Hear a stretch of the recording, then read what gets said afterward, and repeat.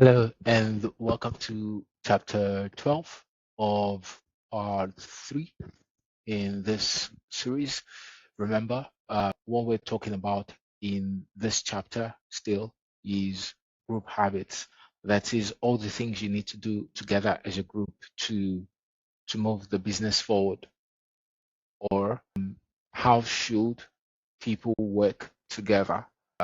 In the previous video, we looked at chapter 11 and we examined the best way to making decisions. And one of the things we discussed was type 1 and type 2 decisions.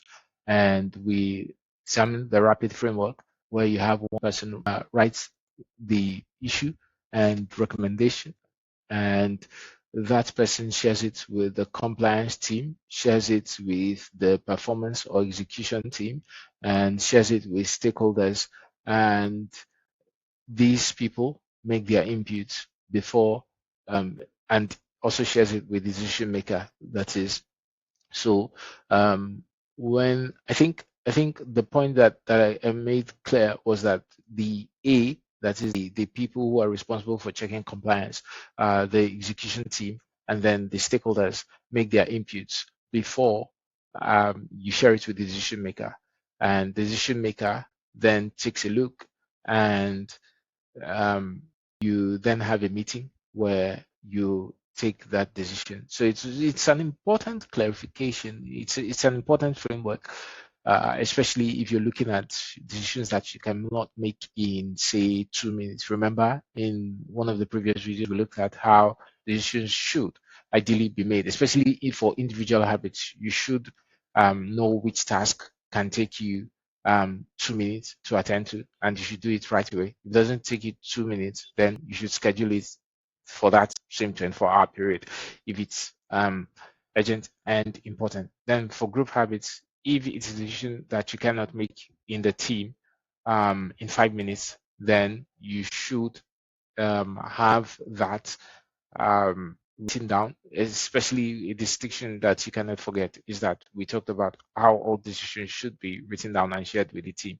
And if you cannot make the decision in 5 minutes in your whole ends, or yeah, I think it's called all ends in most companies, in your general meeting. If you cannot make that decision in 5 minutes in your general meeting, then you should have another meeting that's just targeted at making the decision. So in this video, we're looking at the loudest voice in the room. So this chapter was inspired by a conversation with Anthony Gozin, CEO of Shotgun. So this video is going to be a video of chapter 12 and chapter 13. Essentially, whenever you choose to use method 3 to get full buy-in, know that as CEO, what is method 3? Method 3 is the framework or the method that takes the longest time. What we're talking about in the last video for method 1 was method 1, the CEO just calls the shots, or the manager just calls the shots. In method 2, you have the manager or the CEO ask the virtual assistant or somebody else on the team to write a document about it and then suggest how the issue should be resolved. And that person shares it with the team and everybody makes input, and then you come together and the manager makes the decision. Or in method 3, you start the entire process with everybody there. So you tell the team, this is the issue we have, or someone in the team report the issue, and everybody right there makes contributions. But the problem with oral contributions is that it's inefficient. So the best way is everybody gets to know the issue and everybody makes input in written form on that decision. Then you're going to have a meeting where, in this method 3, you have a meeting where you synthesize all the contributions. And so it says whenever you choose to use method 3 to get full buy-in, yeah, that was the importance of method 3, that you get full buy-in from everyone. It takes time, yeah, but then you get full buy-in. And one of the things I said then was that it's important for you to trust the team that you've hired. If you've had a team because they're smart, then why not have their buy-in when you're making irreversible decisions or one-way door decisions, as Jeff Bezos, the Amazon of CEO, has established as a fundamental rule in the company. So whenever you're making method three decisions, get full buy-in. As CEO, your voice will be the loudest in the room. Okay.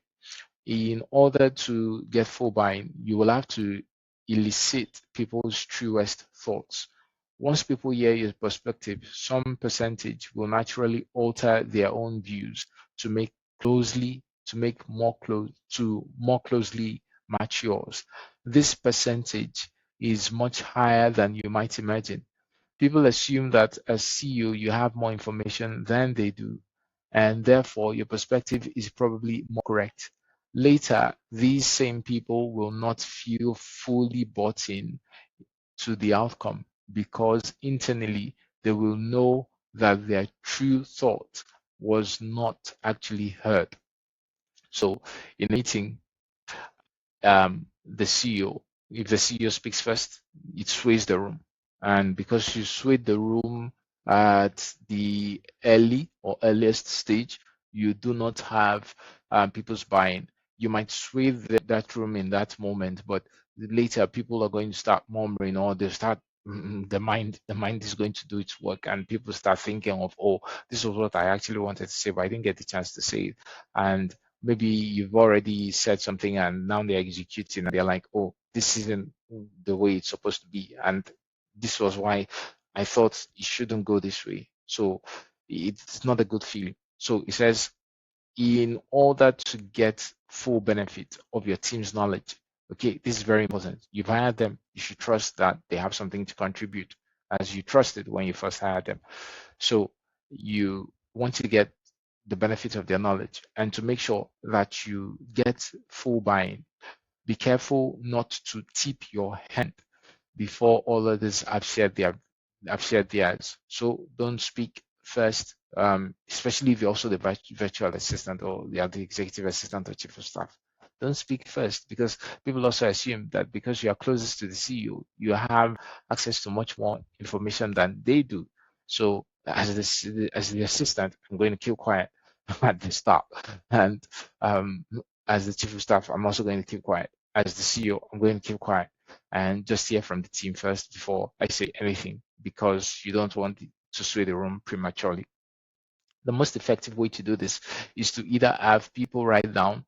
Again, we're talking about writing, and earlier in this video, I have talked about Sam Corcos and how he's built his company, and I even shared a link to David Peral's video where I said this conversation with Sam Corcos, where he talks about how writing has helped his business has already been provided.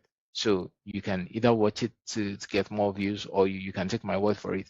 But writing, bottom line, is absolutely important. So allow people to write down their vote or their thoughts prior to you, CEO or virtual assistant or chief of staff, sharing your perspective, or by having everyone give a simultaneous thumbs up or thumbs down vote. So yeah, let them vote before you speak. That's what it says. So you can have the most effective. Let us highlight this, the most effective one, and here, okay, we'll give it a green. So, for an excellent example of this phenomenon and the solution, CJ Rhyme of Amity Ventures um, pointed me to 13 Days by Robert F. Kennedy about the Cuban Missile Crisis. Oh, yeah, let's see. Smile. Okay, Amazon. 13 Days, the Cuban Missile Crisis. Yeah. Cuba was a very it was a very interesting company.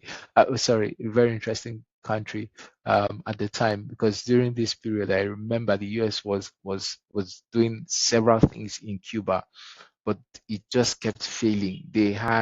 Um, they had spies, and they were doing a lot, to just get the Cuban government toppled. but it didn't work. So there was something about Cuba that it just made that the president. I'm trying to recall his name now. Cuban president. Let's just do that search now.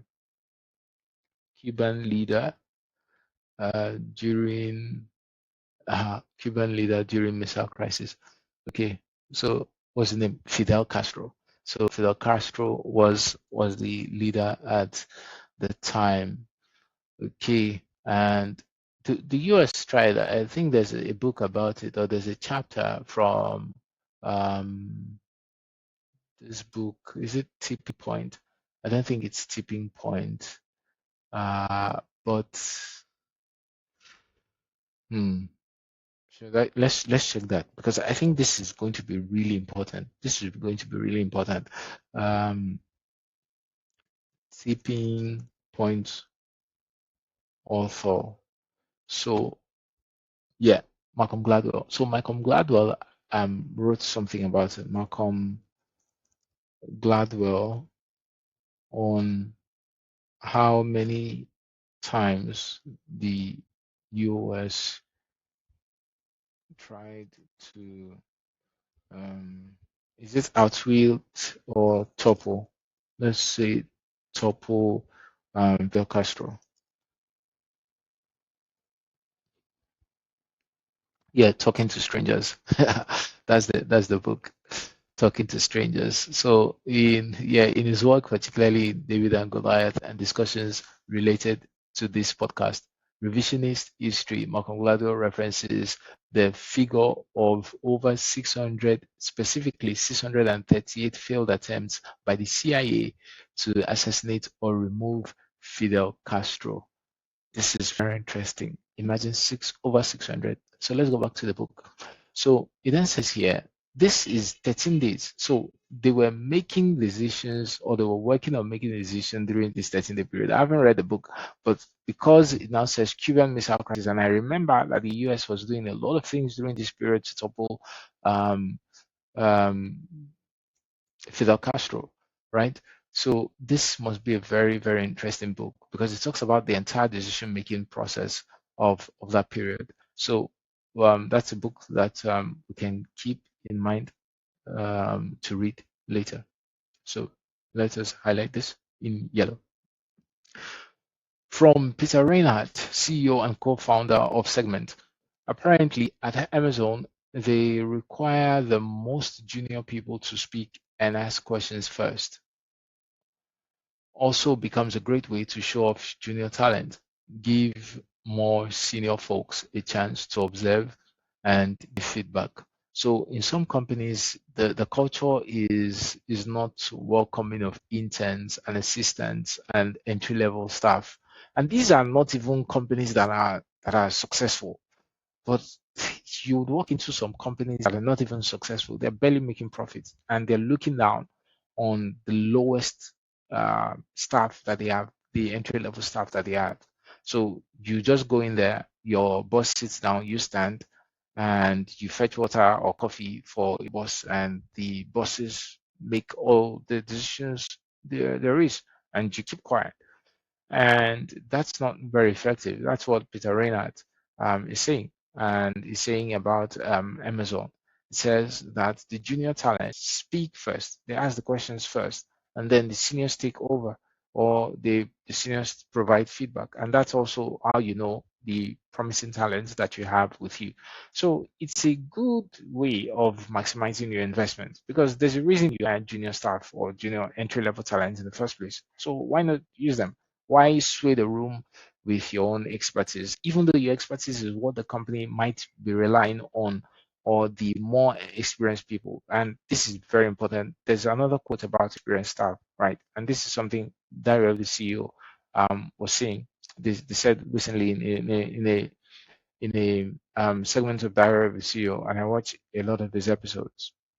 And Stephen Bartlett said that as soon as your company is growing, it's kicking off, you want to have experienced hires, people who've done it before because they've seen like the patterns, so they understand the industry, they understand how things work. Maybe they've even failed previously in starting their own companies. But those are the kind of people you want to hire, and they are very important. It's important to have high experienced hires in your company, especially if you're working in a sector that is old, that is a sector that isn't new.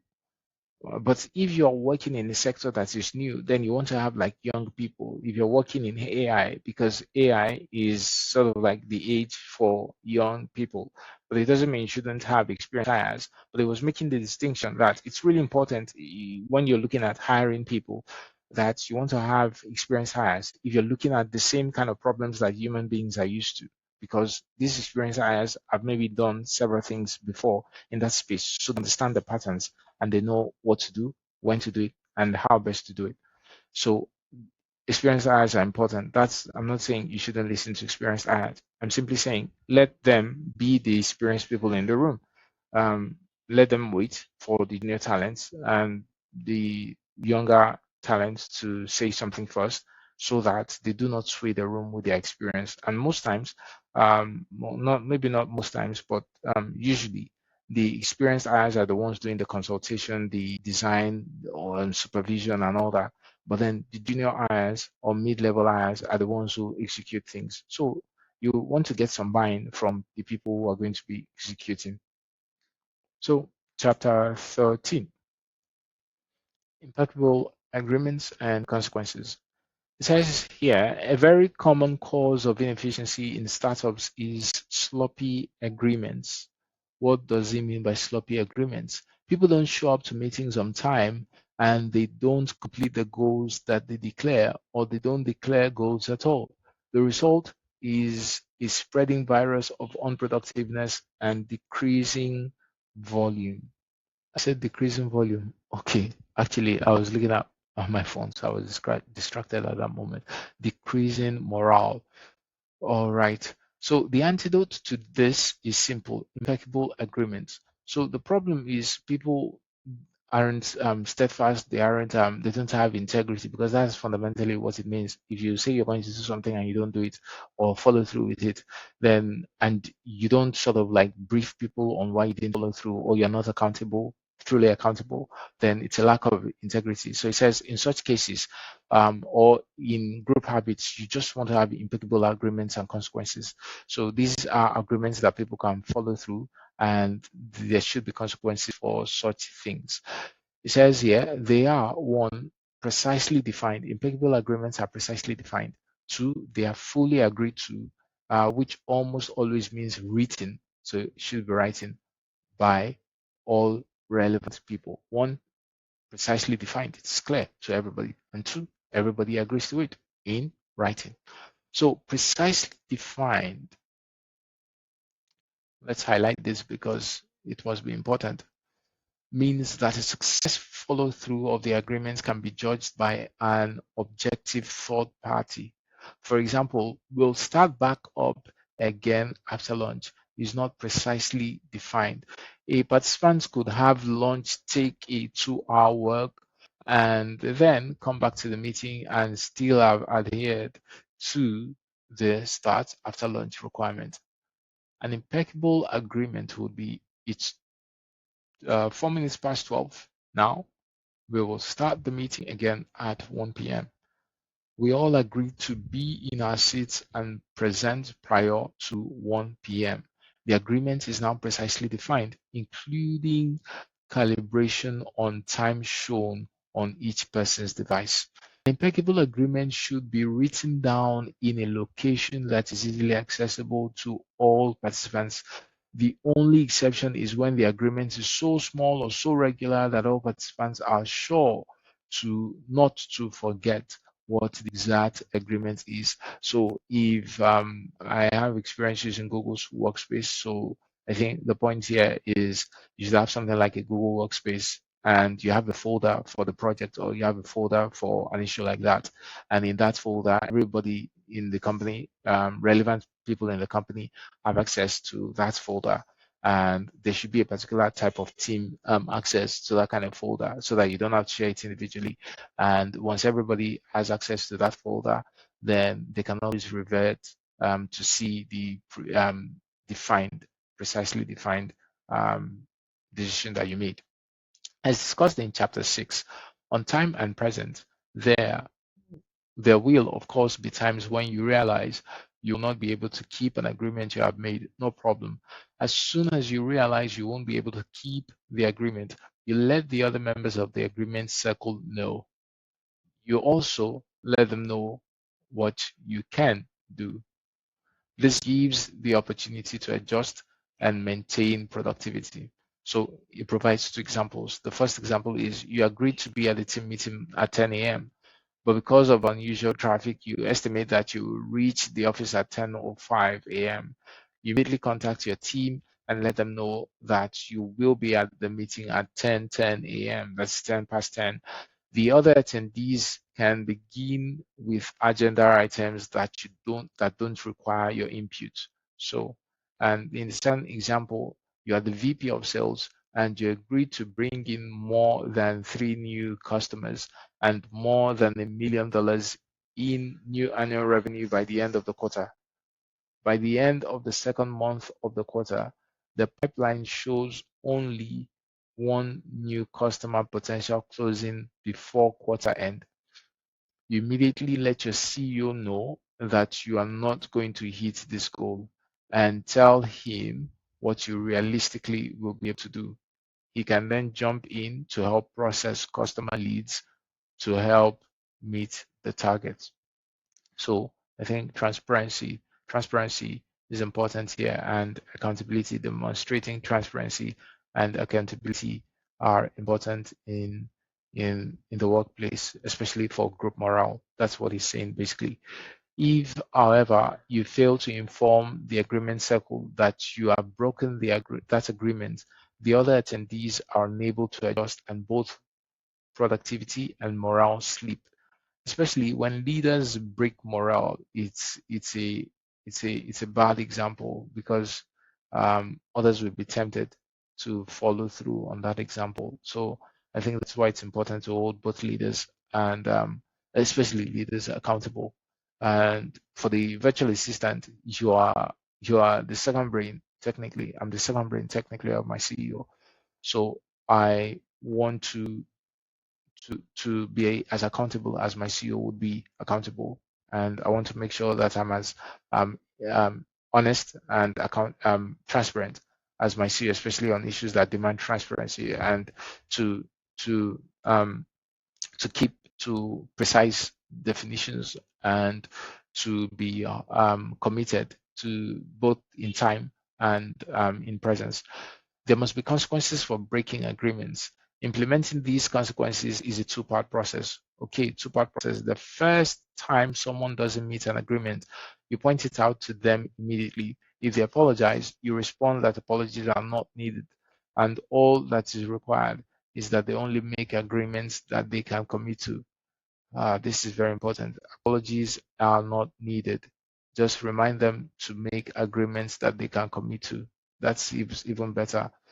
Some people like apologies over commitments. So this is a lesson, in fact.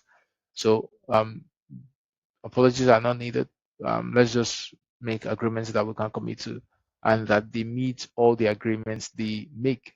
Let's make agreements we can commit to, and then we meet all the agreements, whether by adherence or by prompt communication, that they need to alter the agreement. If the person continues to fail at these, there is only one consequence that makes sense. They can no longer be part of the company. I like the no BS way with which he writes. It's a good thing, and that's why if you're going to work with more experienced CEOs, people who've worked with companies and built successful companies, they are no BS people. They know what they won't accept and what they will accept. So they can easily say no apologies needed. Make agreements you can commit to and commit to all your agreements. If they have a habit or the second time the person fails, there's no need to remind them. Just let them know they can't be part of the company anymore.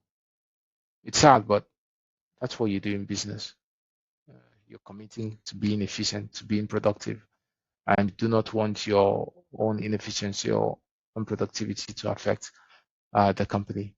Maybe, well, there might be cases where this is not a 2 point thing. There might be cases when you accept at the second time, and I've seen other successful companies where they just tolerate the second time, and then the person turns around and does a remarkable thing for the company. But you never can know whether the person will turn around and do something remarkable for the company.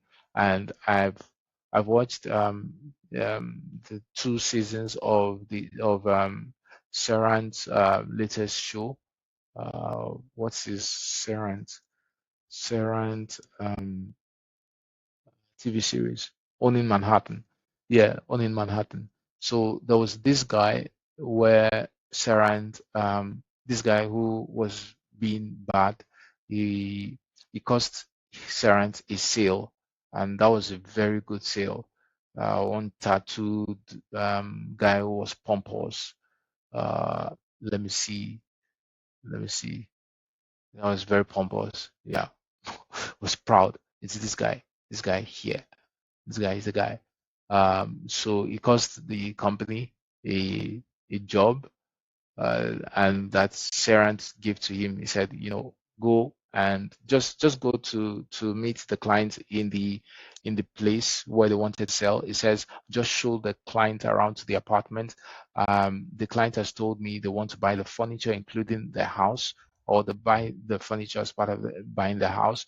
And he told him specifically because people had been reporting the boy's attitude, this young guy's attitude. They said the boy, this young guy's attitude to him, and he just gave the guy another chance. That wasn't the second chance he gave him anyway, but he gave him another chance. He says, go show the people around. You're a smart guy, so go show the people around, but do not talk to them about the furniture. Even if they ask you a question, do not talk to them about the furniture. But uh, people are people. He went in there and he was rude to the millionaire client or billionaire client. He didn't. Sarah didn't say who the client was, so it was rude to. Well, it was the property was in millions. It was rude to the clients, and then the clients called back and told Sarah they wouldn't buy the property anymore. They didn't buy the furniture anymore, and they didn't even bother buying the house anymore. And they told him that they aren't coming back to his company. So it not only cost him the sale of that company, of that property, but it also cost him the customer. So that was the straw that broke the camel's back, so to speak. And it was only after that that he fired this guy, but he should have fired him a long time ago, in my perspective, because it was rather too much. And this was a live, how do they call this kind of show? Um, a, it's a it's a show, but then it's a live TV series. So it was really bad, and for him to have put up that kind of behavior, because other people from other companies are also watching. I don't recall his name, and I don't know where he is now. But by the time this series was airing, and I watched this series in 2025, by the time it was airing, I think it became like a very popular series in the real estate niche. So that's that.